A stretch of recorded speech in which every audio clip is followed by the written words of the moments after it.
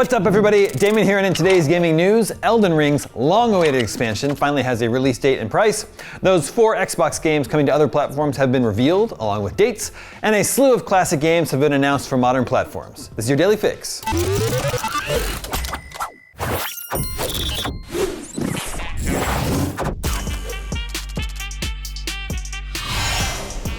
Nearly 2 years to the day after Elden Ring's original launch, its elusive expansion finally has a release date. Elden Ring Shadow of the Erdtree will be released on June 21st for Xbox Series X and S, Xbox One, PS4, PS5, and PC. The news coincided with the release of a brand new Shadow of the Erdtree trailer, which includes glimpses of a host of new bosses, powers, and more. For those of you who already own Elden Ring, the expansion comes in 3 flavors. You can pick up just Shadow of the Erdtree for $40.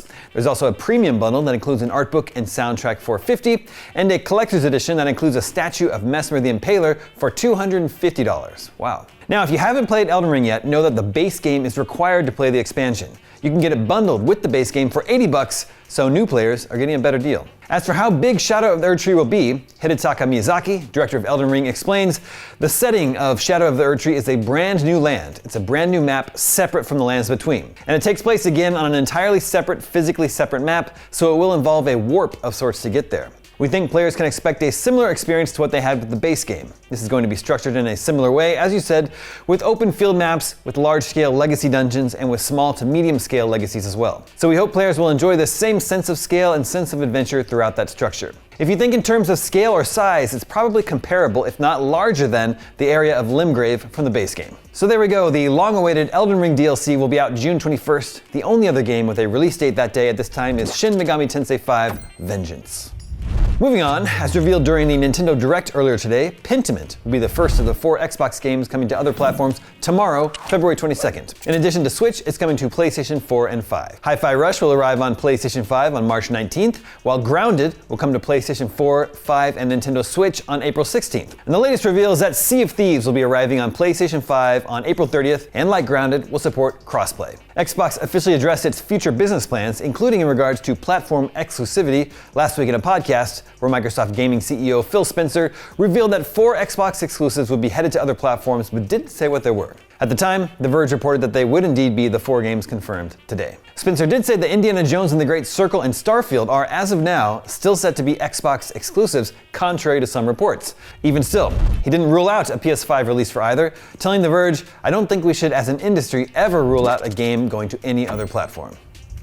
And finally today, a bunch of other games were announced for Nintendo Switch and other platforms. Ninja 5 a much-loved platformer for the Game Boy Advance, is the latest GBA game to be headed for modern platforms. Announced as part of IGN FanFest, it joins Limited Run's list of games ported using the Carbon engine, an in-house toolset used to bring a variety of classic games to modern platforms. First released back in 2003, Ninja 5 will remind you of classics like Shinobi, Ninja Gaiden, and Rolling Thunder. It has remained a fan favorite in the years since, and we listed it at number 23 in our list of the best Game Boy Advance games of all time. Now you can play it on PS4, PS5, and Switch.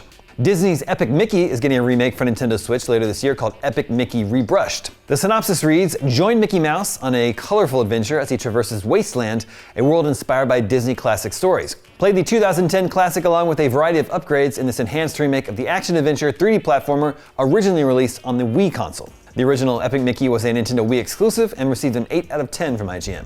And Nintendo has announced 5 Rare games coming to Switch Online today, February 21st. That's Rare as in the developer, although some of them might also be rare, as in hard to find. Killer Instinct and Battletoads in Battle Maniacs, both for Super Nintendo, and RC Pro-Am and Snake Rattle and Roll, both for NES, are all coming to Switch Online. Rare's N64 game Blast Corps launches on the Nintendo Switch Online Plus expansion pack subscription. And finally, Star Wars Battlefront Classic Collection is coming to Nintendo Switch, PlayStation 4 and 5, Xbox One and Series, and PC on March 14th as a bundle of the 2 original games with new maps, characters, and more.